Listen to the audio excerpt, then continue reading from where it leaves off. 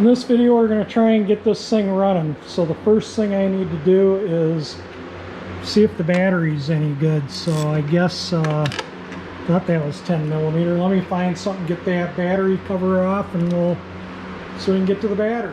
The battery has 10.6 volts, so let me get this plugged in. We'll charge it up a bit, and then we'll top off fluids and see if we can't get it cranking, and see if we can get gas to the carburetors and whatnot, get it going. So just to give you a refresher on this video, I picked this bike up in an estate sale, and about 11,000 miles on the clock there. There you go. And it's a pretty neat bike. I like the paint job on it, and I think it's gonna, I'll just steel wool and chrome polish the wheels and the chrome, and like I say, bump that out, these little dents. I think I might, while the battery's charging, maybe I'll see if I can get the headlight in correctly. And but yeah, this, if I can't bump it, I'll just find a used one and swap it out. But I think everything's going to clean up, and I need to do something with the front brakes. It has no, it had zero fluid. I don't want to set that on the paint, it's too nice, but it is bubbling when I move the lever. I couldn't get the bleeder screw loose, so I might have to heat that up a little bit and see if we can't get that loose and bleed it out. Get this thing so it has brakes. I think this is all part of the brakes. That's the brake light switch. So this is two hoses on this that go to the caliper. And again, like I say, if you're new to my channel, this is a new to this video, this is a 1972 Honda CB500 Four. It's 4-cylinder. It's got all straight pipes on it. It's actually, I think I'll take it out and pressure wash it after I get it running. And it's kind of cruddy, but may have to take the clutch apart. We'll see. Maybe get it freed up once it's running. Battery's taking a charge, so hopefully the battery's still good. If it's not, we'll get a new battery. I think the guy at the estate sale said that this was running 2 years ago, so hopefully, I think that's supposed to go up here to the battery somewhere for the vent, but I don't see a vent on this battery, so maybe that's why it's laying down there like that. It should check the water. Well, it's a maintenance free. I guess I can't check the water in it. You see it has one or two little dents right here, one there and one there, and I might see if I can get something in there and gently see if I can push them out. That was pretty easy. This was just in there turned, so I just took the one screw out that's holding it in, turned it the correct way, and put the one existing. It's supposed to have a screw here and here too, so I'll have to dig out, go through my hoard of motorcycle parts and find some correct metric screws to put in there, so that's held in properly. And it looks like this is pushed over this way. You can kind of see it's not centered, the headlight's not centered, so I'll probably have to I think these are bent or something, so I'll probably have to take this assembly off and straighten these out so this sits center. I don't know if it shows up there or not, but it's kind of off kilter. So because they're just like right in here. This one's turned, this one's just slightly bent, this one's just turned a little. So that one will turn on the fork tube, and this one, once it's straightened out, it should meet up straight there. So you know, these are the little things you got to do when you buy something like this. And you can see this fender doesn't line up the tire either, because this is all kind of bent. I suspect, like I say, something landed on it in the garage, and that's why it's smashed there. So we'll get everything lined up and fitting. These are good. Just needs to be reconnected in there, and might get new ones. I don't know, we'll see if they're not too expensive, but mainly it just needs a good cleaning up. And I think this wheel, I'm going to get some steel wool and chrome polish, and we'll see how that wheel cleans up. And the battery is slightly picking up. I don't know if it has, oh yeah, it turns on the lights now. So we'll let it charge, and in the meantime I'll putz with some other things. I just took a couple minutes and I took some 4/0 steel wool and some of this. That's the steel wool I used, 4/0, and just cleaned this up.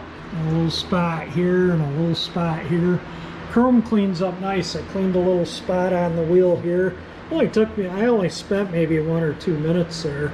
So I think mostly the wheel and the spokes and everything will clean up nice. And then this aluminum, I just kind of cleaned. You can kind of see where I cleaned and where I didn't. I think the camera shows that up. But what a difference it makes. This bike's going to clean up nice. Yeah, I don't know how the fuel tank looks pretty good, and I don't think the carburetors are going to be too bad. So we'll let the battery charge, and maybe tomorrow we'll see if we can't get the thing running. I think these need a battery to get spark. I'm not sure. Some of the Hondas do, some don't. And I don't know if this is one that needs battery for spark or what. The guy at the sale said that he couldn't start it. The other bike that I showed in the video, which in the estate sale video, I'll show it again in this one. The other bike, he gave it one kick and it lit right off, and I asked him if the electric starter worked. The battery was kind of low on the other bike, but yeah, it fired right up with the electric start too. So, and again, this does have a 76 tag on it, but the family said that it had been running within the past 2 years, and like I say, the tank's not bad at all, so I tend to believe that. The gas isn't too nasty. It's a little, you can tell it's been in there a while, but it's not like the gas that was in this or in that generator I fixed up and flipped. I decided to drain the oil out. You can see it's black. It wasn't that bad. I love the gas tank. I think it just looks awesome the way this bike's painted up. These would have been black originally, and I did push that, kind of work that and straighten that back to the center. It's still got a little bend in it right here, so I'll take this right off the bike. And this one's not bent. This one you can see is straight. That one you can see is bent, so I'll straighten it out, and then everything will be good there. And but anyway, I'll get an oil filter tomorrow and some oil. I'm gonna go in and edit a video right now of purchasing the bike. So yeah, I haven't edited that yet. This is only an hour or so since I purchased it, and get that edited up. And tomorrow, like I said, I'll get some oil and a filter. I don't know if the Honda dealer is going to be open. If it's not, I'll get it Monday. I'm going to try and get the oil filter off so I can go to the auto parts and see if they have one. It's like a cartridge oil filter, but yeah, that bolt is in there, and I don't want to snap anything or mess anything up, so I think I'm going to get a socket or something on it and see if we can't get that thing off. The oil's been draining overnight, and I think that obviously we'll let it drain until we get a filter and some oil. Just needed a bigger tool. Alright, let's get this oil filter off of here. I don't want to make a huge mess, so I need 2 hands here so I can hold that before this comes undone. And then I'll take the cartridge and see if we can go to the old school auto parts I go to. They have some motorcycle parts. Maybe the chance they might have a filter. If not, I ordered some online, but it'll be 4 or 5 days before they're here. So I thought I'd just show you the oil filter here. It's really nothing in it. It's not too bad. The canister, no metallic, not too bad. Give this a good cleaning. That's the bolt I was turning this right here. Might, why this is off, who knows? I might clean it and paint it. Time to go chase down an oil filter. I'm going to hit the auto parts. This is a Wix 24940 oil filter. I don't know if that shows up in the video or not, but it is a Wix filter. I think after really looking this bike over and overnight looking online and what these bikes are worth in the various different conditions, I think it would be worth, I could paint up the silverback. You can see where it was there. You know, this had, you can see the silver there and there, and on the fins here. This engine was painted, and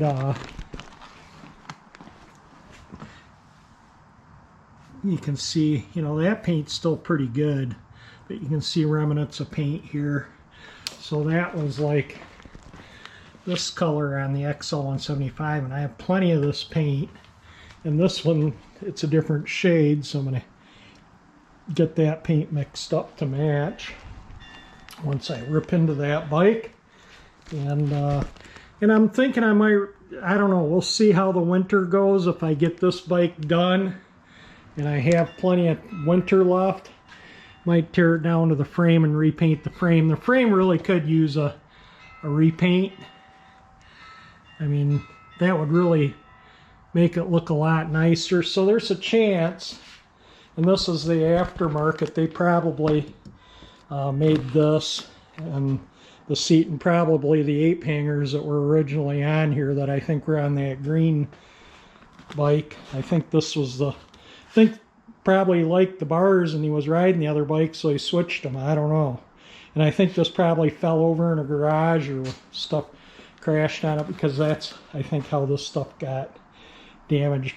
Because that, there's no dents in the front of the tank or anything. These are the only two little, and they're just little dents. I think I can push them out easily. And so it's, I think the bike would be worth putting a little effort into, and I think painting the frame and the engine up would make all the difference in the world in appearance. All right, I'm back. No luck on an oil filter, but I did order one that'll be in tomorrow night. So, you know, I think those oil filters I ordered online will probably take about a week to get here. So I want to try and get this thing going in the next day or two. So I did order a filter, and I picked up the oil for the bike. I think these bikes take about 3 quarts. I'll have to look it up, but that's what I got for it because it has a wet clutch. And I'm going to see, so, you know, I still got to do things before I can start it. I got to clean the points, you know, make sure it has spark. Anyway, we're going to get going here on it. And in the meantime, also, I'm going to wax this bike. So I might not do a lot of work on this bike today. I'm going to wax this bike today. And then the next day it's nice out where I can take it out and warm it up. I'm going to change the oil. And then we'll load it up in the truck, and I'm going to take it back to my brother's to store it for the winter and bring that snowblower home to sell it. And that'll alleviate a little, make a little more room in here so I can start tearing the XL250 apart to restore it like I did this bike. You know, if you're new, I bought this bike brand new. Got it brand new in 1976. It's a 1976 Honda XL175, obviously. But anyway, I restored it, I don't know, 5 years ago. There's maybe a little more. There's a playlist on restoring this bike. And so I'm going to do the same with this, and there will be a playlist. And then this, depending on how long that bike takes me. If it doesn't take me that long, we have a long, drawn-out winter. The frame's going to get repainted, and, you know, I'll really spiffy this bike up. I'm not going to do any chrome plating on it. And if I can't, you know, get this bumped out nicely, I'll just find a used fender for it and put on it. But I think this bike's going to be awesome when it's done. I was looking at online at little higher like ape hanger handlebars, and they're not terribly expensive. So this might get a pair on there. We'll see. I just really like the look of this bike, and I think that would make it look a little better to have a pair of, you know, a little higher up, and just the way the grips are, they're just more comfortable to ride. I can see why the guy put those bars on that other bike, because it was really comfortable to sit on and hold the bars. And so anyway, let's get to work here. Let me get some things done. The battery's still picking up. It's got a little more voltage in it.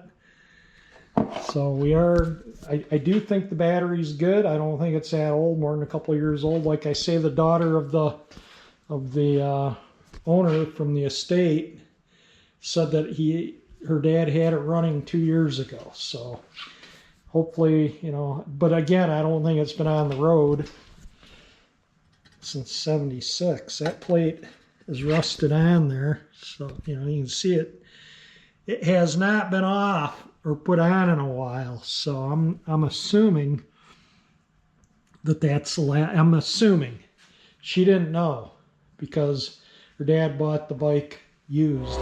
Fresh out of the parts washer. You can see it was silver. Sorry, the air compressor's running. I'm going to give this a ultra quick bead blast, zinc chromate prime, and paint, so you can kind of see how I want to get all in the fins. There's corrosion on them, and this will just be easier to paint while it's off the bike, because if I don't know when I'm going to change the oil again, because I'll probably take, if I don't have to take the engine apart, I'll ride it a little bit before I need to change the oil again. And I want to, if I paint up the motor and stuff, this is just, this is the only way to make it look good, is to bead blast it. So that's why I'm doing it now instead of, later. And then I have to take it off and change the oil again, and a little corrosion there. I'll hit that a little extra to make sure I get it all out. It's done raining, so I can go outside and do my spraying. But you get the picture. I'm not gonna video bead blasting the whole thing, but that pretty much all takes it right down to the bare aluminum lickety split. Bring it out here into my spray booth where it's not quite so loud from the air compressor, but yeah, that cleaned up nice. I'm gonna blow it off the little compressed air, and I'm gonna shoot some zinc chromate on it, and then we'll mix up the paint and give her a shot of paint. This is the metal etching primer I'm going to use to prime the bare aluminum. There it is, all in primer. Let that dry up. In the meantime, I'll get the silver and start mixing it up and getting it ready to spray. I like painting things, so yeah, that's, it's my hobby doing this kind of stuff. I thoroughly enjoy working on this old machinery, so yeah, going to the effort to take things apart and paint it, to me, just make it all worthwhile. Yeah, I probably, after I finish the 250, I'll probably end up, knowing me, I'll probably end up taking the bike apart and painting the frame and the crankcase covers and whatnot. And, it's not that much more work, and it would make all the difference in the world in the appearance of the bike.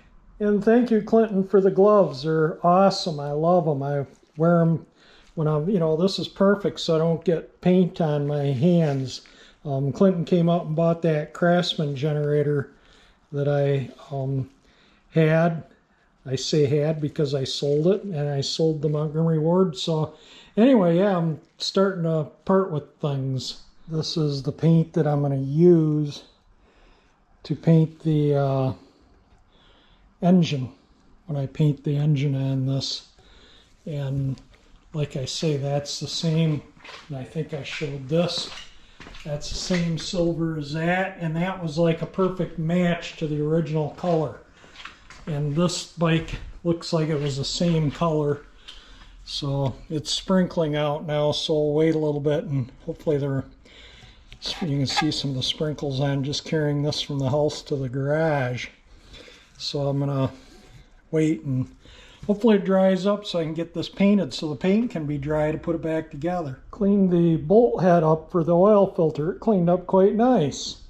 And it has like a oil filter bypass or pressure release or something in it. I think it's probably a bypass if the filter gets plugged up. But anyway, that's cleaned up. Hopefully it'll stop raining. It's like drizzling, so I can get this painted. It's still drizzling out, so I can't paint that bit. So I'm putting a coat of wax on this, so the wax is on. Yeah, it's a lot of work waxing this little bike. I can wax the pickup in the time it takes me to wax it, because all the nooks and crannies and spokes and little areas you got to get. And I do under the seat and all this in here. That's the original paint there. I've never repainted that. And the blue is original. Repainted the silver and the black. And anyway, so now it's wax off time. So that'll be another half hour, 45 minutes of removing wax. All I have to do is, when it dries up, I'll warm it up, take it out for a ride, warm it up, and change the oil, and it's ready to run out to my brother's, get it out of the way here, make a little more room in the garage. It's getting kind of tight around here. Did I miss any of it? Looks like pretty sure I got all wax off. Yeah, that's a lot of work, especially doing the wheels and spokes and the engine and all the little nooks and crannies. All right, I think the 175 it's all polished up and ready for winter storage. I'm going to change the oil in it, and the next day or two we get a nice day. It's still misty, drizzly out, so again, once it dries up, we'll get this warmed up and change the oil. In the meantime, might as well, if I can't paint, I might as well clean points and work on this and whatnot. So let me get back on this. It has stopped raining out, so we're gonna paint that oil filter housing. Let me get the paint mixed up and we'll paint on it. I put this in the shaker for a while, but I just want to make sure there's nothing stuck in the bottom, which there isn't. Had it in the shaker about 7-8 minutes. So that's ready to pour in the paint cup. We'll get it reduced, and I got to find my fast reducer. We'll put the hardener in it and get this thing sprayed. I'm only going to mix a very little bit. That is coat 1. I'm going to put 2 coats on it.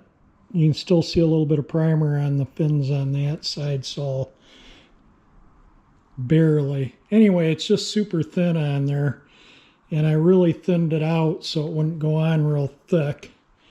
So, you know, it cools, because this cools the oil along with filtering the oil. Air blows on that and actually helps cool the oil. But yeah, this whole engine was painted. I really looked it over, and so if I take the bike apart and paint the frame, I'll just paint the whole engine. But yeah, it looks a million times better than what it did. All right, I'm going to let that tack up for about 15-20 minutes until it feels like masking tape, and then I'll put a second coat on it. That came out pretty nice, and once, you know, this is installed, that's going to look really good on the bike. It sure will beat what it, you know, brown rust and grease and dirt and crud.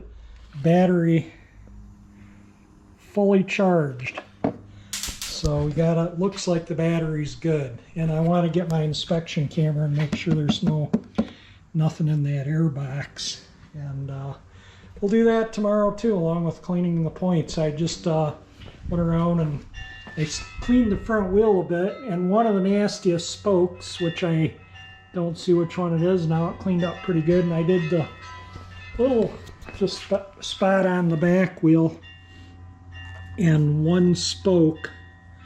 So yeah, it's going to take time, but you know, I mean, it'll clean up. I mean, that's still got imperfections in it, but it'll be fine. You know, I'm not going to go all out and re-chrome everything, and you can see where they put this on to lower the rear suspension a little bit. And that was chrome, so when I repaint it, that will become black. And maybe this too, because the chrome is completely peeled off that, so we'll paint that black too. Come out here and clean points, and I mean, they're not too bad. I don't know if they'll show up in the video or not. Let me see if I can. I don't know if the contact shows up there or not. Let me get the direct light off of it. Maybe that'll. Anyway, I've been working on this one here, and it's still got a little tiny, oops, it's got sanding dust on it.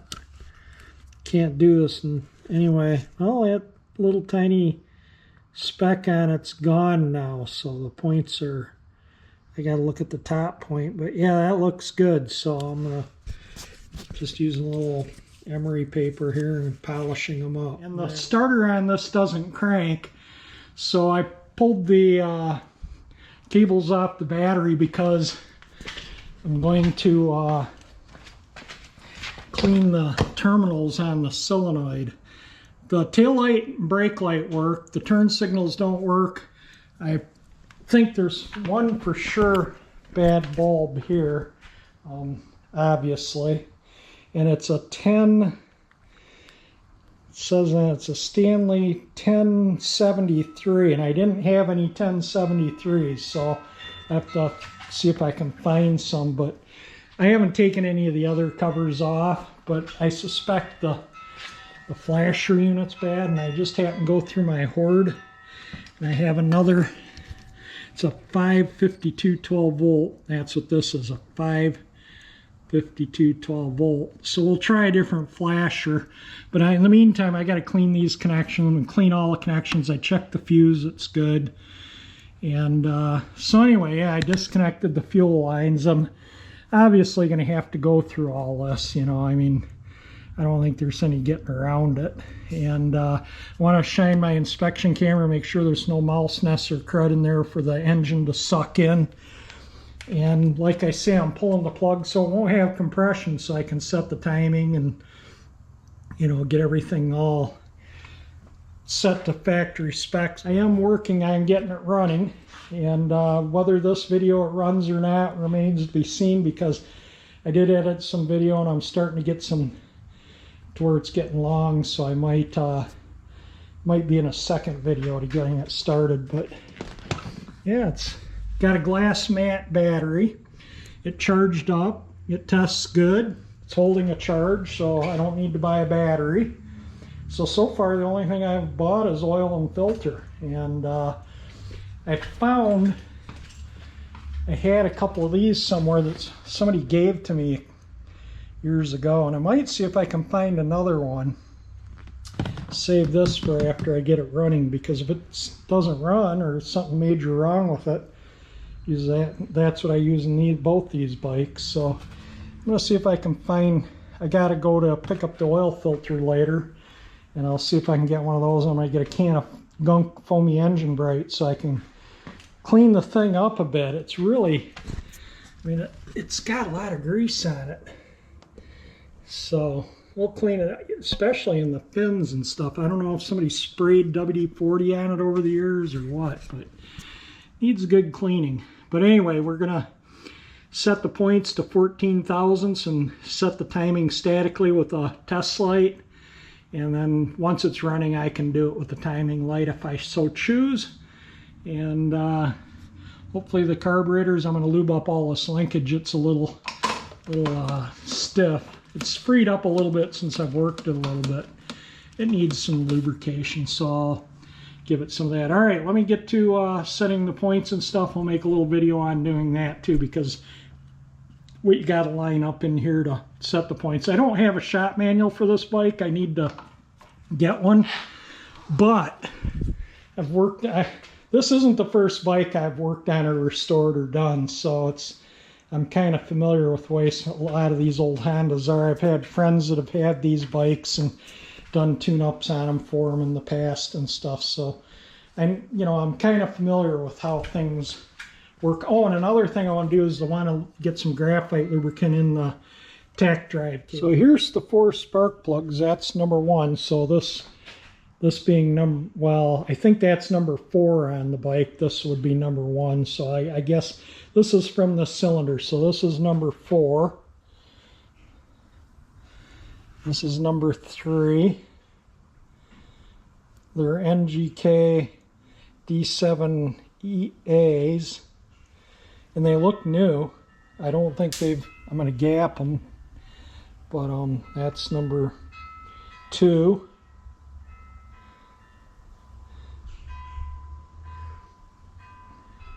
And that's number 1. All right, so let me, I blew after I broke the plugs loose, I blew them out with a little compressed air so any dirt in here wouldn't get in the cylinder. So anyway, let's look at them with the inspection camera. I'll make a little recording with the inspection camera. This one you could still see machining, but you could see where condensation was on the cylinder walls and stained it in a few spots, but you can still see the machining in the bore from when from when it was new, and it's got 11,909 miles on it. and I suspect those were put on it in the first 4 years. So talking, the daughter of the guy that owned these from the estate was at the estate sale the last day I went there. She was there, and I was talking to her, and her dad, I think she said, I don't remember, that it was 87 or 97. I think it was 97 or somewhere around in there. He bought in fact, it says on the title the date issued, and that she said that was when he bought it. So it was 8/24 of 17 was the guy's passed away, so I don't care if you see the info on the title. So in 17 was when he bought it from the guy that bought the bike new. And so the bike was on the road, from what I understand, just from common sense, 76. So it was only on the road for 4 years, and then he bought it in 17 to get it back in running order, and he got it running, but then got sick, and that was as far as he got, and passed away, obviously. And I think he'd taken these are the stock bars, and the other bike, I had the bars, I think, that were originally on this bike, which were made by them, which were the ape hangers. I mean, it was really comfortable to sit on that bike with those bars. I'm going to get another set. I don't like the way the feel of these bars are when you're sitting on the seat, feel like you're leaning forward. I want to sit back and relax like a road bike, not like a dirt bike. So anyway, and they're not terribly expensive, and there's some motorcycle salvage yards that might have a pair that the chrome's decent. I don't want them too high, maybe, like right here.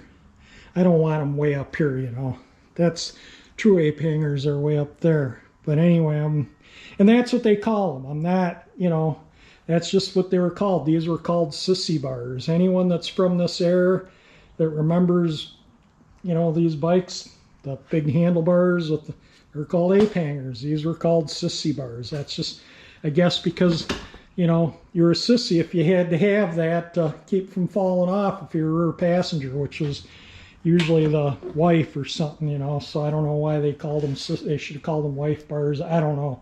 Anyway, I'm rambling on again here. Let me get the inspection camera going here, and we'll have a gander at the inside of the cylinders, and I'll make a little video with the inspection camera, and I don't know how the sound's going to be on it if I talk during that look, but we'll have a look. And I'm waiting on the oil filter.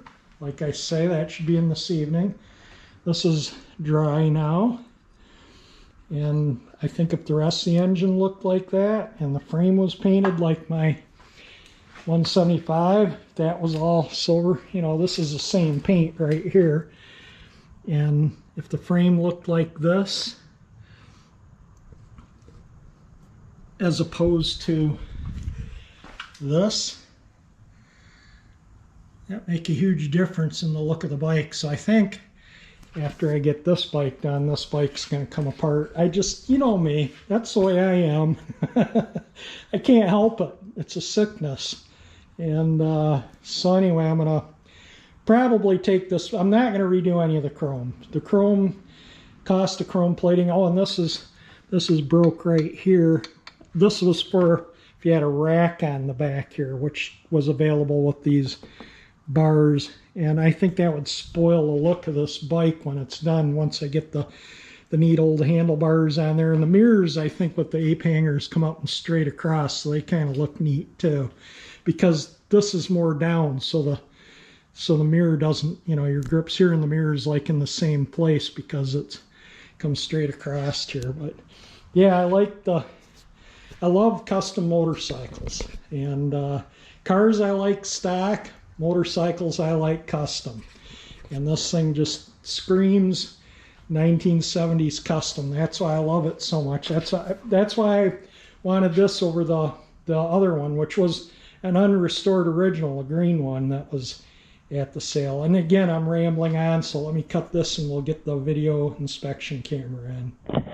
Okay, this is cylinder number 1. You can see it looks pretty darn good. You can still see machining. This one has no water condensation stains on the bore. There's almost no carbon on the piston. Getting too close at this time.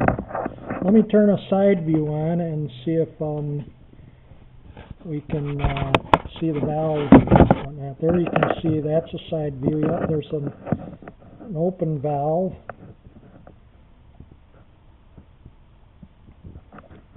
You can see the seat a little bit there too. Now I haven't turned this motor over. This is where it was when I did turn it over at the state sale. I take that back just to make sure it had compression on all four, which it did, but I haven't turned it over since. But you can clearly see machining. Let me turn the other side view on. That's the top of the head, one of the valves there. And again, the door. All right, let me go back to the down angle. Cylinder number 2. Get it in there. It's harder to get it in these ones. Oh, the piston's at the top. Yeah, I'm just running the camera into the piston. Let me see. And again, that didn't look bad. Yeah, the side view, one of the valves and cylinder.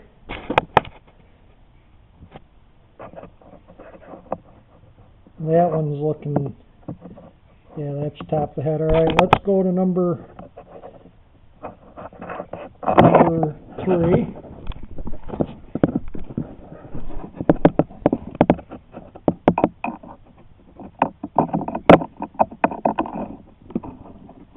That one's got an open valve there. The piston's up to the top.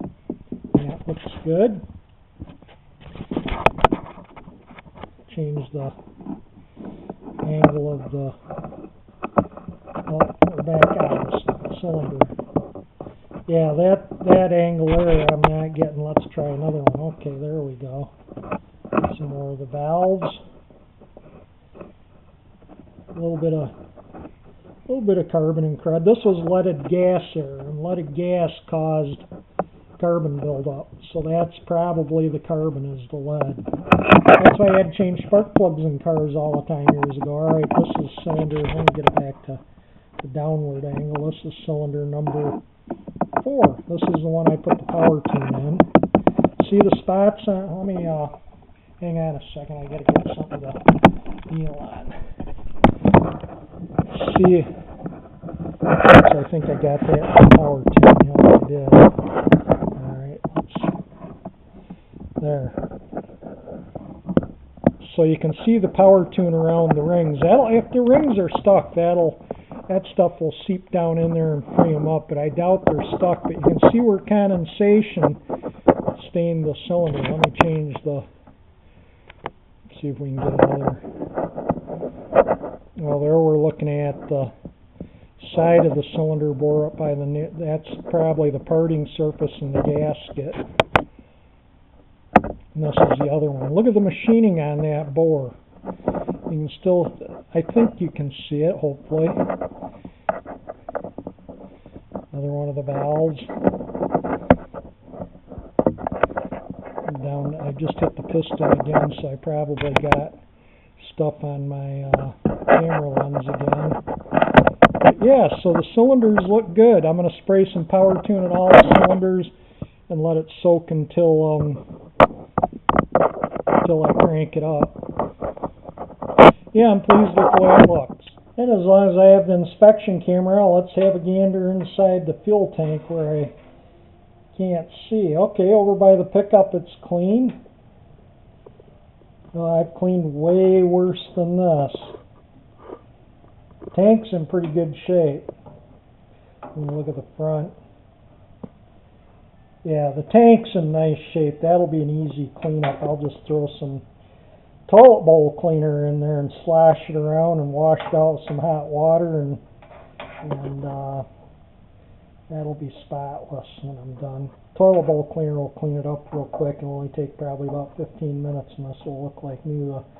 XL250 tank needed the apple rust, and I soaked it a total of 6 days, rinsing it out and re-soaking it every day.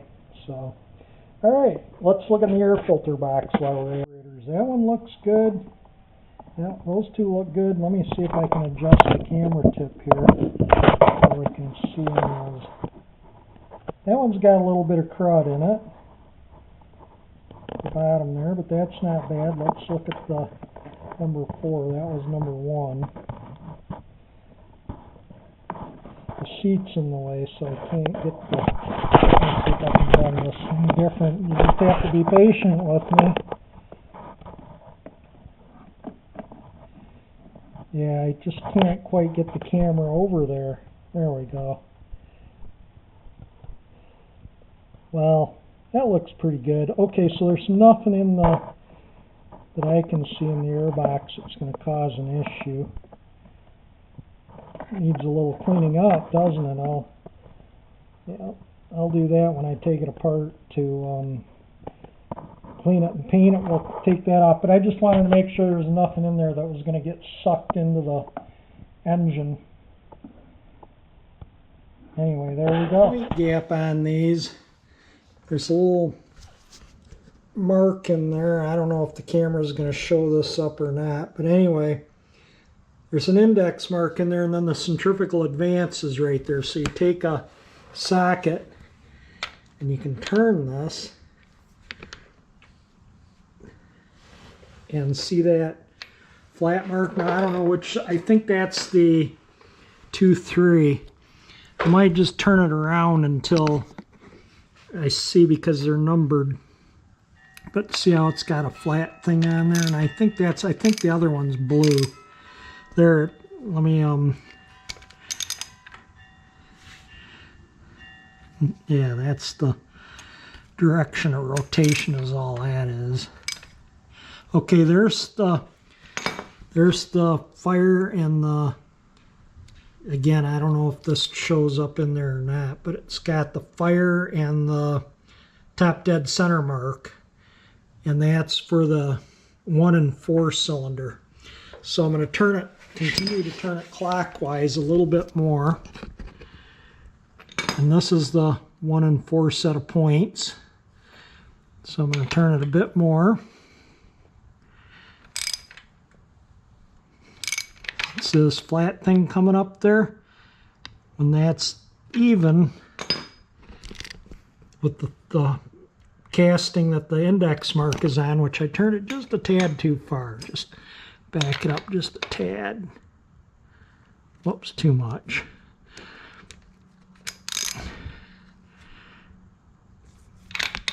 Let me get it a little bit more. There. Okay, so those two are lined up. This flat thing and the casting, maybe you can see it better without the light. I don't know. I won't know until I go and edit the video. But anyway, that's where you set the point gap for the 1-4 cylinders, which is that set of points. And I cleaned the points. I spent a while last night sanding them, and they cleaned up pretty good. I don't know if you can see the gap there or not, but anyway, I got my 14 thousandths gauge. They're 12 to 16, I think, so I usually go midway, which is 14. And I spray a little brake clean on a paper towel and wipe this off, because I spray a little WD-40 on my feeler gauges so they don't rust when they're in the toolbox. And you don't want that oil in your points. So, and it actually feels pretty darn good. I'm not even going to change that. That's like pretty spot on.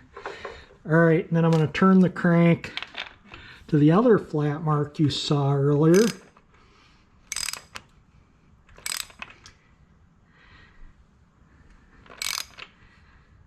That one to right there, and then we'll gap this 2 and 3 set of points. And that one's spot on too.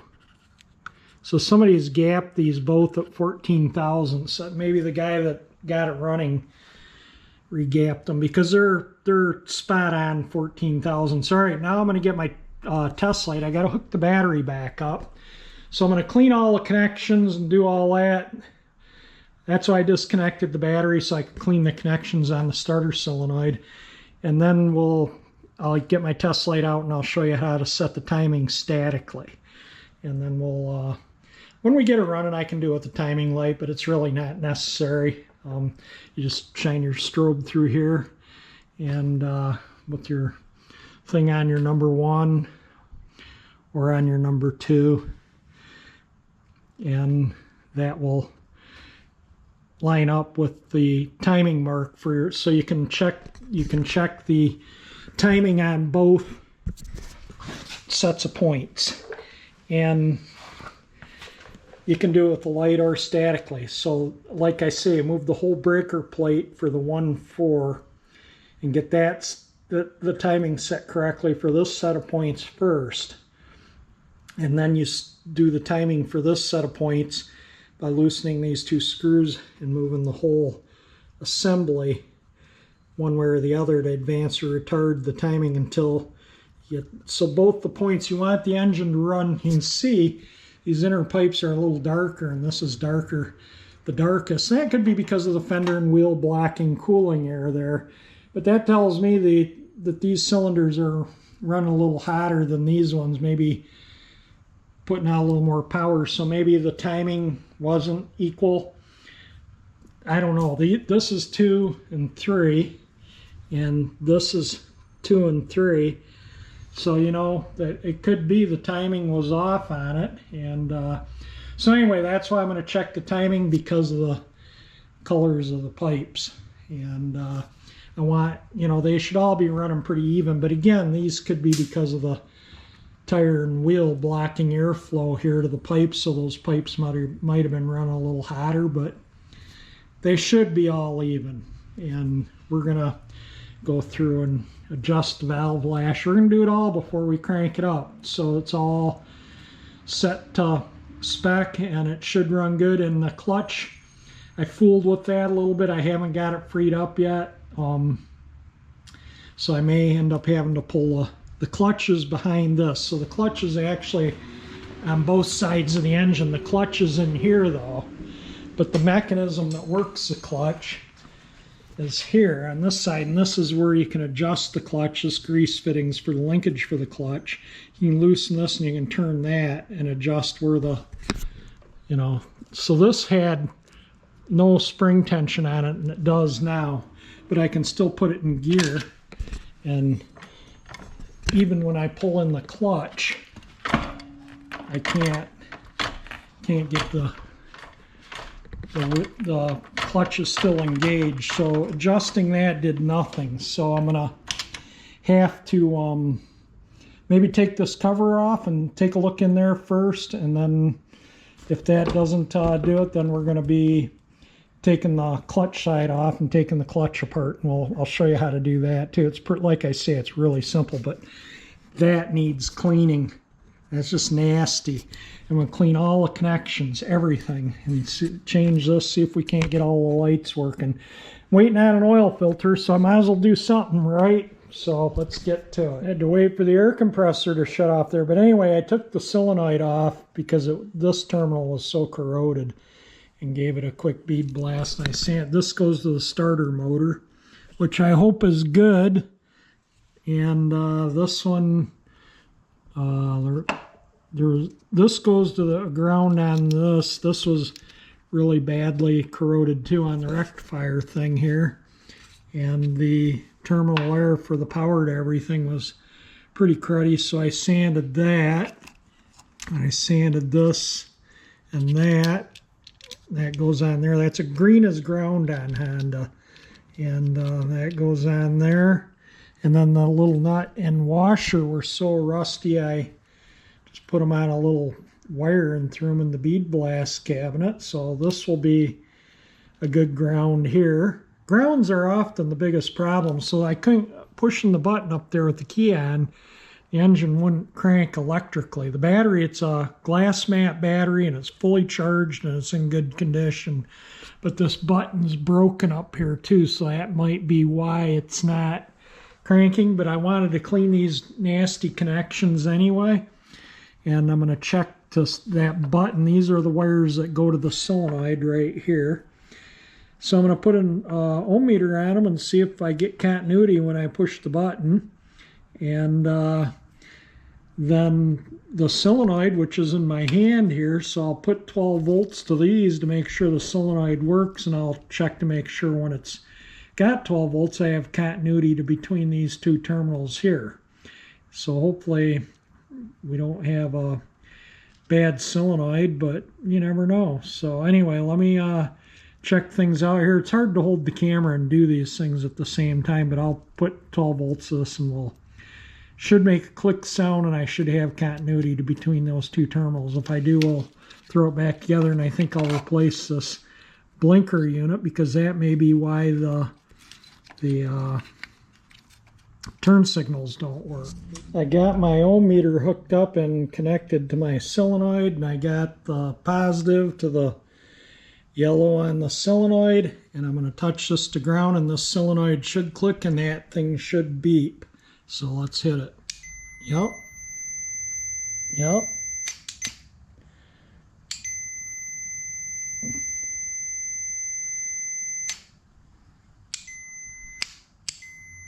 I'm sure you can hear that. So we got a good solenoid. So let's move on from there. Like I say, I bet you any money it's the button. So we'll use this to check the starter button, and then you can see how it's kind of broken. It should still crank the motor. This might need to come apart and be cleaned, but that should still crank the motor when you push it. Still hooked up in the continuity, and it still, whoops, sorry. Still will beep when I touch, dropping everything all over here. It'll still beep when I touch it directly. So I'll put it to here. This is the other wire for the starter. And I got to reach the starter, so I'm going to have to set my camera on something here for you guys to see what I'm doing, so I can reach the starter button and do my doings here. So we're going to, I don't know what I'm videoing here. Let me set this over here and get this on here and push the starter button. Yeah, if I wiggle it around, so starter button works, but it's got quite a bit of resistance. I wish I could. I don't know if that shows up in the lens, but it's 39.2 ohms. There should, and I got to wiggle it to get it to work. So okay, so it's a starter button that's the issue. So we'll take that thing apart and clean the connections in it. Take this assembly apart and clean the connect. I don't know why it's apart. I'll clean the headlight and off switch and everything, you know. And that might be why the turn signals don't work. Maybe that needs cleaning too. We'll see. And I'm not even, I can't see what wasn't looking at the viewfinder. But anyway, that's turn signal. The horn does work. I was checking all the electrical out on it, and I couldn't. The only thing I couldn't really get is the electric starter to work. The gauge lights work.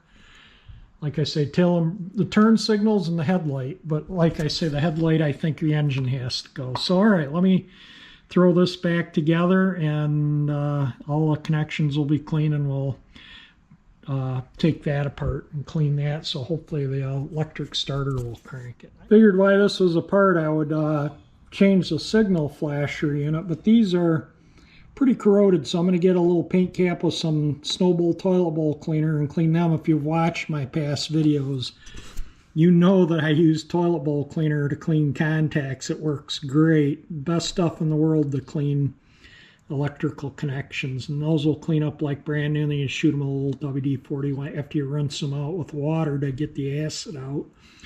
But it only takes a minute, maybe at the most, to clean these in toilet bowl cleaner. And I'll pull them back through this side so I can get them in the paint cap. And that way it's one less thing that I have to fix. You know, hopefully this is the issue. If it's not, well, we'll go from, might be the switch on the, you know, like the starter button. It could very well be that switch needs cleaning. And I did have one bad bulb. Maybe they're all blown. Who knows? But one was black. I can see the bulb in there. And it actually looks good. So I don't know if that's it or not. All right, let me clean those up. I'll show you how I do that for my new viewers and stuff. This is what I'm going to use right here is this. You don't need a lot, just a little bit in the cap. Don't want it to spill. I keep one of these in my parts cabinet. Every garage, if you work on cars, every garage should have a bottle of toilet bowl cleaner in the garage. Isn't that crazy? But yeah, it is really works amazing. And like I say, that fuel tank, it'll clean that out too. So I'll just stuff the wires down in there. See? You'll probably be able to see it foaming out here pretty soon. Sometimes you get little air pockets in there from those little rubber things, but it doesn't take long. And yeah, I can see it foaming now a little bit.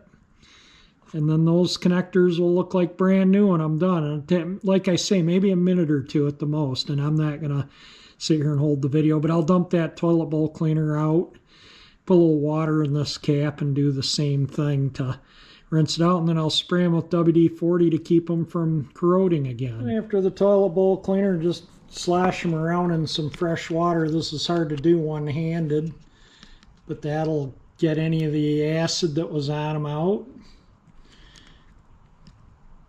And then spray them with WD-40 to get the WD-40. It stands for water displacing, is what the WD. So yeah, there we go.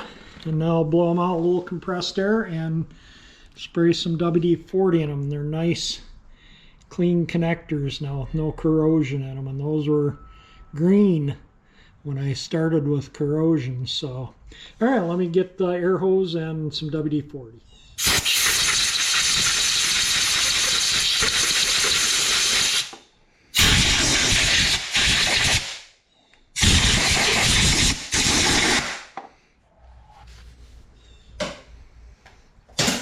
It's as simple as that, and then the WD-40 will prevent the future corrosion. Yeah, those are nice and clean. The battery cable that was connected here to the ground, I don't think that was a proper ground. Look at the size of the eyelet and the shape of the cable, and the cables usually mount like so on these batteries. And so I think that this went to that bolt there and then up through here to the battery, because the cable's the perfect length to do that. So I'm going to loosen this up, clean that all up, and that's going to become the new ground, because I think that'll be a better ground than, I think this is just kind of a Mickey Mouse place, and you get heat wherever there's bad connections and whatnot. And I need the motor to crank so I can, I need the ignition system powered to set the timing, and I want to make sure it has spark. So that's why I'm going through cleaning all this up. So because it's all corroded anyway and needed to be done, I figured I'd do it before I start grinding on the starter motor to, check the timing and the spark and whatnot. So all right, let me get this off and clean that stuff up. I just ran that through the bead blast cabinet really quick, and then we'll run this nut and washer and give that a rough sand, and hopefully that comes undone. It should. I mean, it is rusty. I'll put a little penetrant on it and we'll undo it. I put the ground cable between this bracket and the engine, and the only way I could get it in there, because if I put it here, it looked bad, and then the cable, this had to be pointing out this way because of the bend there and that, to where the cable wouldn't reach the battery. And so I put it there like that. I had to loosen this bolt and this bolt to get that little bracket loose, and these are still loose. So I'm going to tighten this up and then tighten these up. And we should be, all the connections, battery connections and everything should be clean, and it should, if I have to wiggle this or clean it or whatever, we'll do that. But we know the solenoid works, and we know the battery connections are all clean now, so hopefully the ignition system will work and the motor will crank. All right, let me tighten all this stuff out. There we go. All the wiring is straightened out there on the battery and the solenoid. All the connections are clean. I stuffed paper towels in the plug holes. So I want to see if we can bump the starter. I'm not going to crank it much because it doesn't have oil in it. I want to wait until I get the oil and filter before I start grinding on any starter, but I can at least turn the ignition on and turn the motor by hand to set the timing. But I just wanted to see if the starter would Yeah, so it's just the button. I just got to play with the button. All right, so the starter works. That's all. I'm going to crank it until I have some oil in the sump and an oil filter on it. And I had my screwdriver sitting here in case that starter stuck, so I could quickly undo the battery cable if need be, but all is good. The turn indicators still don't work. So oh, there we go. So, all right, so we just got a switch that's, the other side isn't going to blink because it has no bulb in there, but yeah, the switch needs cleaning. Okay, we know what that is a switch, and we need a button, plastic, you know, all the stuff you can find or make or whatever, so I'm not worried about that. That's all going to come apart. If I take the bike apart to paint, all this will be coming apart, and even if I change the handlebars, it's all coming apart because I think the wiring runs inside the bar. You can see no wires here, so all the wiring's going to have to come off for the handlebars, so that's the time I'll go through these and clean all the contacts and do, you know, I might repaint these and repaint the letters in there, you know how I do, and make it look pretty. All right, so we got, everything works now except the headlight, and like I say, I think the engine has to run to do that, and I'll get another bulb for that signal. I think this one's okay, that one's not discolored. Okay, let me get to the timing. Now this is how I do the timing, okay, on these bikes. Hook my test light to the battery side of the points. Put the other end of the light to the ground. Make sure the switch is in the run position. And we can test that switch too while we're doing the timing. But make sure that is in run, not in off. That's off, on, off, on. Turn the key on. See, the idiot lights are on. And then turn the crank. Ooh, we must be close because that just bumping it. Let's see here. All right, there are the lights on. So right now that F should be lined up with the pointer. And it just shy of it. So I need to loosen the breaker plate and adjust the timing. Let me get a screwdriver and get that breaker plate. I don't think I have one. I think this one's too big. Yeah, I don't want to mess up. These Honda motorcycle screws are different from, they're metric Phillips. I think, I don't know. You got to have a special Phillips to fit these screws on. Phillips screws on Honda bikes. All right, let me get that off. So you want to loosen the breaker plate, so hopefully none of these snap off. That screwdriver tip, I don't like the feel of it in there. Try a different one.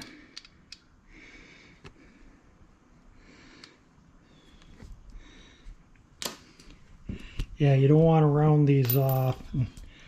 These things don't look like they've ever been touched. Usually you can tell when screwdrivers have been in it.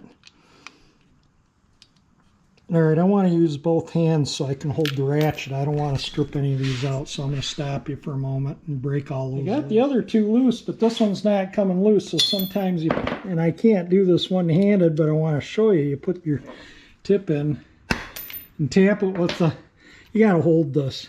But tap it a few times, and then sometimes they break loose. But again, I can't hold my camera and do that at the same time, so I'm going to do that and see if I can break it loose. But yeah, timing's never been set on this bike, at least for these cylinders. Or somebody changed the points, or maybe if I changed the gap, it would, maybe somebody gapped them at 12 or 16, because gap or dwell will affect timing. Okay, I got the breaker plate loose, I think.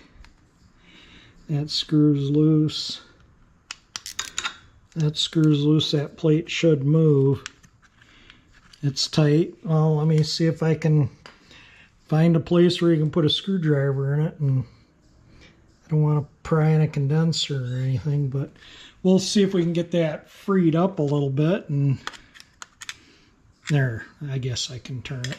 All right, let's see what we can do here. That should have advanced it a little bit. And there's the light. Let me line up I'm going to turn the key off so I don't drain on the battery. I'm going to line up the F. with the index, and then I'm going to turn the breaker plate right until, let's see, we need to go back that way. It's hard to do this holding the camera and a flashlight and a wrench.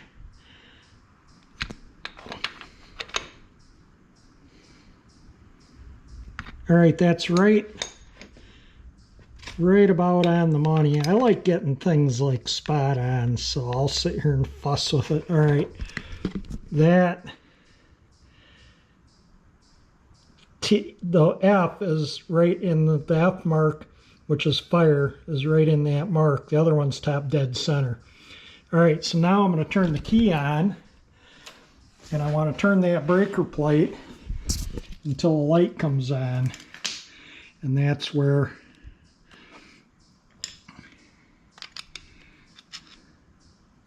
let's see, I think I got to turn it the other way. Let me see where I can pry on this to move it. Hang on, it's like can't really, it's in there pretty good, and I don't want to damage anything, so let me see where I can. Maybe I'll take one of those screws out and just push it back that way enough. Hang on. Now we're going to get it set. I forgot you got to break the points, you know, so I put a piece of paper in there to break them, because this set will ground and trip the light too, because I still have the condensers hooked up. So anyway, let's turn the breaker plate till the light comes on. So you can see right there is, you can see how little I'm moving it to make that light come on. So that's fire, so we want the light on. So I'm going to tighten the breaker plate here, and then I'm going to put the paper between those points, and we'll do the other points. So let me get all these tightened up and double check it, and then we'll go from there. The breaker plate is tight, and those are lined up perfect, and the light should go off when I turn it counterclockwise. There, so the light's off. That's just there. That's just in the middle right there, right when the light comes on. So that is set perfect. Now we're going to do the other set of points, which requires this screw, and then you can move the whole thing. But I don't want to forget to do this again, because that was a little bit of fuss. The light kept coming on, and it's like the points were open. I could open these, just physically open them, and the light stayed on. When I opened this, the light went out. So yeah, these are, anyway, let's do this side now. We got to turn the motor until I get my light here, and there will be another set of marks. This one says, I don't know if you can see that or not in there or not, but it states 1 and 4 right on the, I could take that breaker plate off and you could see it clearly, but I'm not going to do it. So then we're going to turn the motor until the 1 and 3 comes around, which are coming around right now. The 2 and 3, I mean. And there's the F and the T, and the T is right dead center in that. And could go back just a fuzz there. So the T is right at the, oh, F is what I need. Don't mind me. Yeah, so I need F.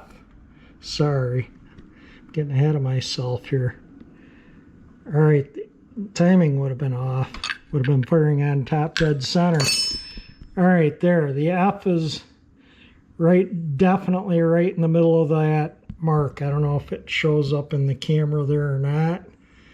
I can't see in the viewfinder, but anyway, let's see what we have here, and we'll loosen up the points if we need to. So let me connect my test light back up.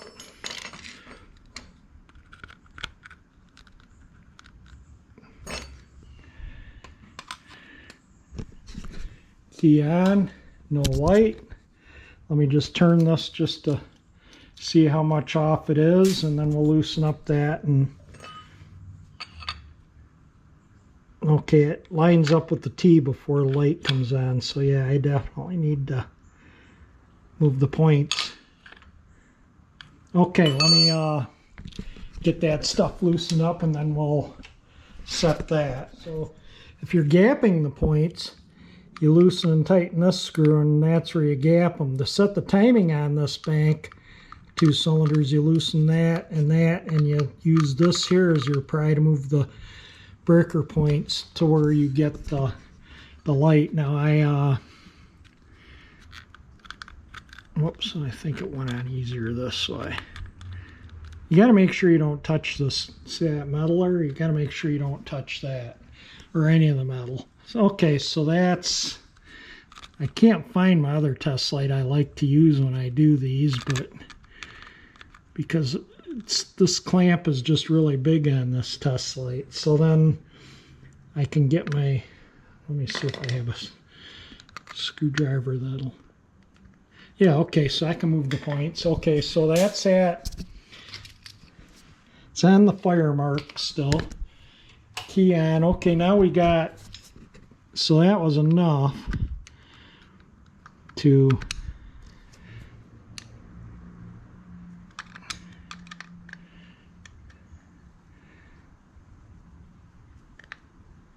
okay, you can see that's turning the, all right, we're going to tighten it up right there and then we'll check it by rocking the motor a little bit, but I think that's pretty spot on right there.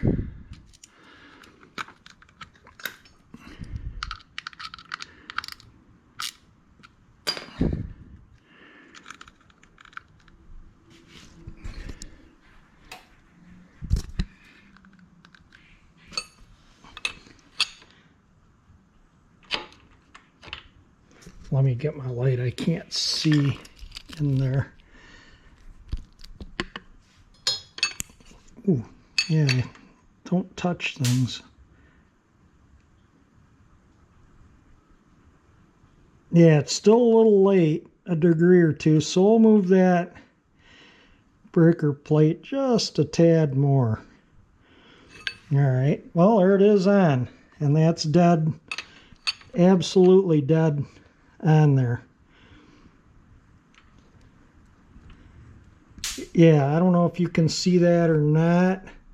That's spot on. I'm leaving it right there. I'm not changing anything at all. Let's see if the kill switch works. See when you turn this light. Let me see if I can do this so you can see both at the same time.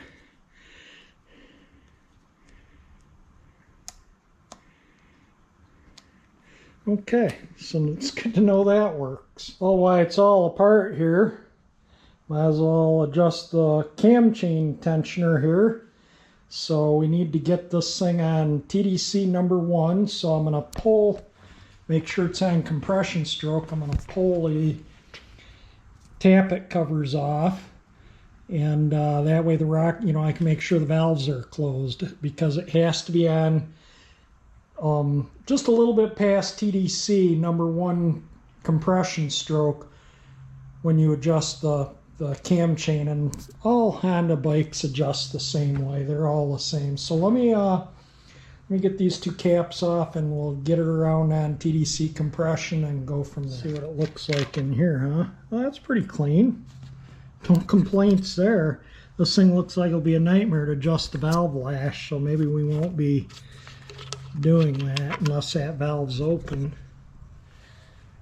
There's the other one. All right, so we got number 1 opened up. Let's get the socket on the crankshaft, and let me find my light again, and we'll turn this thing to number 1, which is the 1-4, which is this set of points. So currently on this one because that was the one I was setting.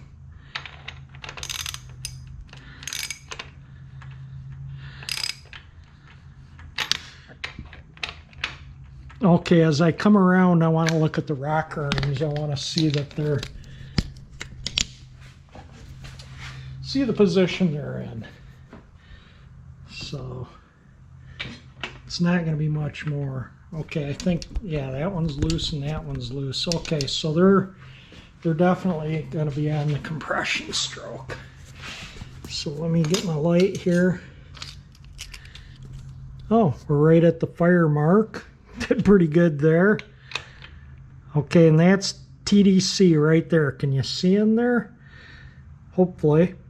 And now we got to go a little bit past. We'll go to about there. Doesn't take much. And then that's the cam chain adjustment. And we'll just loosen that up and then retighten it. And I'll hold the screw when I retighten it so it doesn't shift. But that should spring into place. So let me, there. Can you see it in there? The nut right.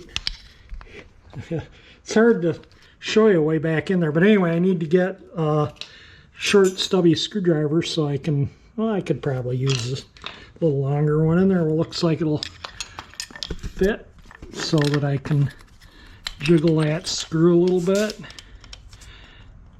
Yeah, I'm gonna I don't know, it might be easier the other side. I'm gonna double check to make sure the valves are open, or I mean closed. Yep. Okay, we're on the compression number 1. If I turned it one more turn, it'd be on the exhaust stroke. These ignition systems fire every revolution of the crank because they're driven off the crank and not the cam. So that's why you got to take those covers off, make sure the valves are closed, because the plug will fire on the power stroke or the compression stroke, whatever you want to call it, and they'll also fire on the exhaust stroke. So you want to make sure you got it on TDC compression, not TDC exhaust. And then you loosen this nut.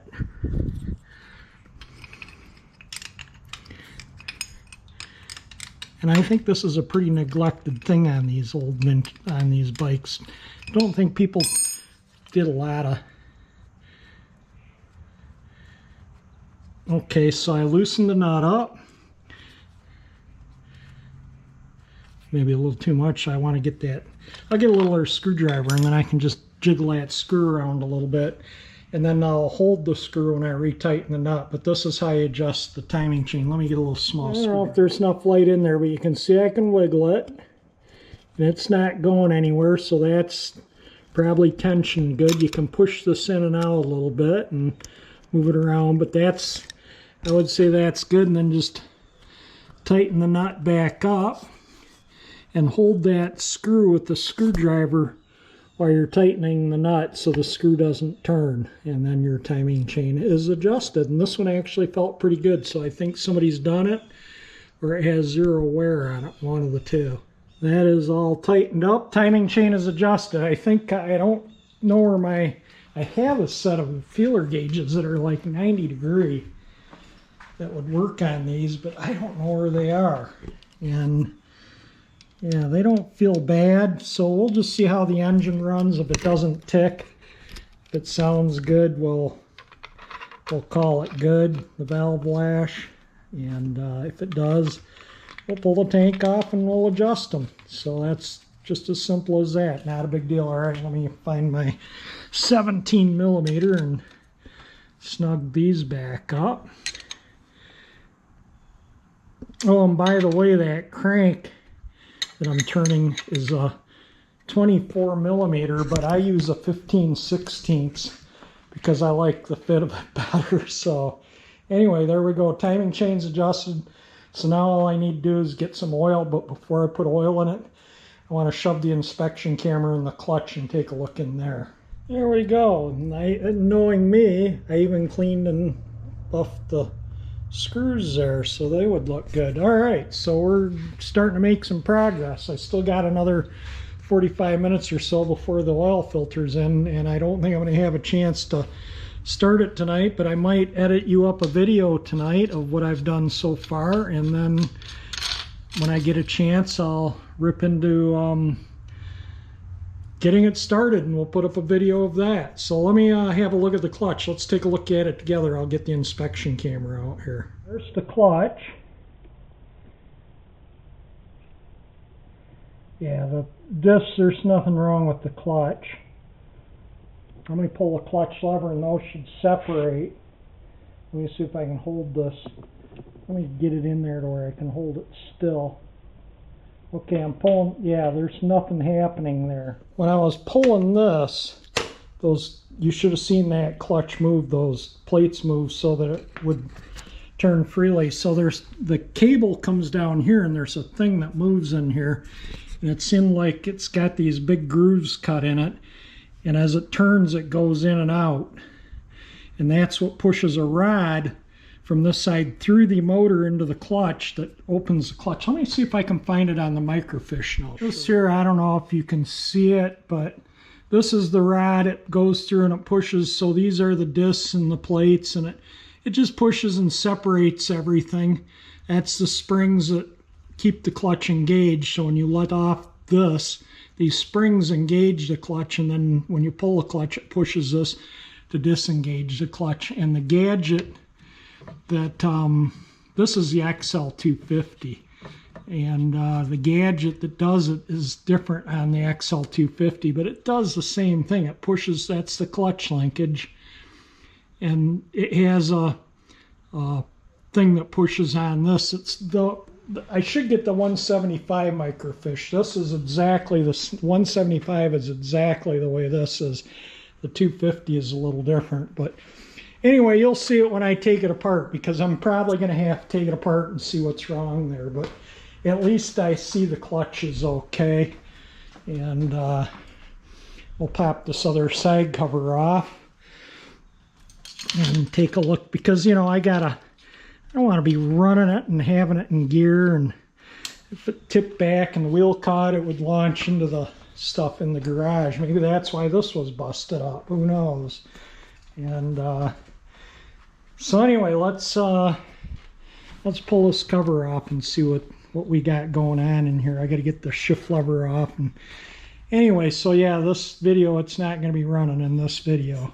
My brother was kind of wondering what was under this chrome cover here, and I wasn't really absolutely sure, but there we go. We know what it is now. Starter motor. All right, somebody has put hex. I don't think Honda used hex screws. So let me get out my hex wrenches and we'll get this cover off, and I think I'll get that loosened up too, so that it's not bound. Oh, it is loose. Well, maybe somebody's been fooling with it, right? All right, let me get this thing apart. Maybe it's just not put together right. All right, I got the cover undone, and you can see how that moves out can you see how it moves? Let me see if I can get in here. Can you see how it moves this way as I squeeze it? It comes out. Maybe you can see it closer there. See how the gap closes up there? And it pushes this, which goes through the motor to disengage the clutch, and I can't budge that. So maybe that is the issue. There's a little ball in the end here, and that's there. Yeah, a little ball's there.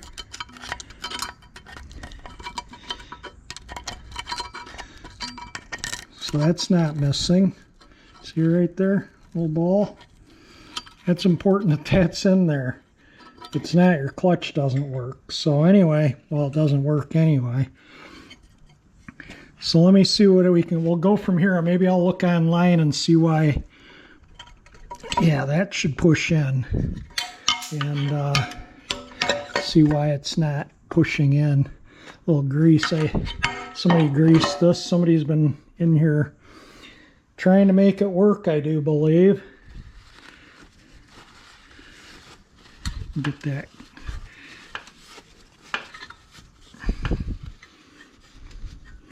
All right, let me go do a little research. I think I'm gonna run and go get my oil filter, and then we'll come back and horse with this some more. We got an oil filter, and the O-rings for here and for there. So let me get the oil filter, and I'm going to wait to put the oil in until I get the clutch to work. So I might fool with that tomorrow, but I'm going to put the oil filter on now, and then tomorrow I'll horse with the clutch a little bit more. I'd like to get that working before I get the engine running. And if I can't, maybe, you know, I can pull a side cover, and that way I don't have to drain new oil out and access the clutch if I need to, take it right out if I need to. So anyway, I'm probably going to put the filter on and then end the video. Put the new O-ring on here and put a little oil on it so it doesn't get burred up pushing it through. You got to push it through, and then the spring goes on, and then the filter sits on that spring. So let me get this thing together and on the bike. That looks pretty good. Got the oil filter installed, and I picked up a can of foamy, this stuff right here, so I can clean the engine up once we get it running. And I'll horse with the clutch more tomorrow. I'm getting tired and just got other things I need to get done before the evening's out, and I wanted to up you guys a video. So I think I'm going to go work on that, because this video is going to start to get pretty long. And the next video will address the clutch, and we'll crank it up. And I'm going to put a big note on it that there's no oil in the engine. Even though the gas tank isn't on it, it had gas in the carburetor, so it's probably got gas in the other ones, and there's no plugs in it either. But I'm still going to make a note so I don't forget and go try and start it without oil in it. So put a note right here on the tacker, the speedometer, no oil in engine. There's my note so I don't forget that it doesn't have oil in the engine. I put the drain plug back in. I got to take care of that nasty stuff there, but I'll fool around with the clutch tomorrow and see if I, or whenever I can get time. I got gardens I got to deal with, you know, being October coming up now, and clean out plants and gardens, and I want to add on to the patio on the house. So I'll just work on this as I can. So I don't know when the next video will go up, but tomorrow it's supposed to be a rainy day tomorrow, and if it is, I'll go through and see if I can get the clutch working, and we'll get it cranked up, and I'll put that video up. And in the meantime, I got to change the oil in this bike and get it out to my brother's. And this one I'm just going to continue to ride until I tear it apart, probably the end of October, beginning of November. And I've been definitely riding it. I've put over 500 miles on it since I purchased it. It had 1,727 miles when I purchased it. So I have ridden this bike quite a bit this year. I've really enjoyed riding it. It's a comfortable bike to ride. It's good on the open road. It'll cruise along at 55 without any effort. And so once the weather turns, I'll tear that bike apart and restore it, and then I'll maybe do this one too. But the gardens and patio, and you know, I got a lot to do, so I'll just work on this one I can, and that one I'll ride when it's nice and I need to go places, and until I tear it apart, and then I can work on this until I tear that apart. So hopefully the next video we'll have this thing running. So anyway, I'm going to end the video here. So it's getting long, so if you liked it, hit that thumbs up icon. It really helps me out. If you like my channel, that 348 engine icon that pops up will help you subscribe. And thank you for watching my video.